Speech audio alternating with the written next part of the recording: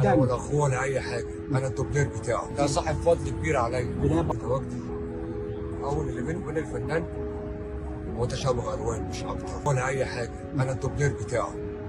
مجرد ان انا شبهه، وكل اللي شفنا قلت شبه سليمان عيد شبه سليمان لغايه لما شفته اسكندريه. انا اصلا من اسكندريه وقابلته وما كانش في دماغي اي حاجه، وقابلته وصورت معاه وقال لي انا عاوزك. كان معايا اعلان تبع شركه.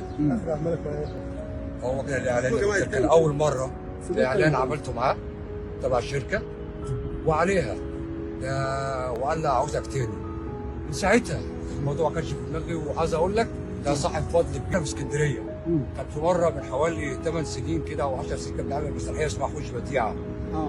كتر ما الناس في اسكندريه بيفتكرونا اخوه. بجد؟ والله ده شبه سليمان شبه سليمان. برغم انك انا كنت عارفه لما عمل المسرحيه رحت رايح له، لدرجه ان الناس في المسرح افتكرونا اخوه. قلت لهم لا يا جماعه ده تشابه بس مش اكتر. اسكندراني نوبي اسواني. اقول لك انا اصلا نوبي من اسوان ومتربي ومولود في اسكندريه. وسليمان عيد برضه يعتبر اسواني من عندنا، زي ما بيقولوا اللون بيحن. وكل حاجه بتحن.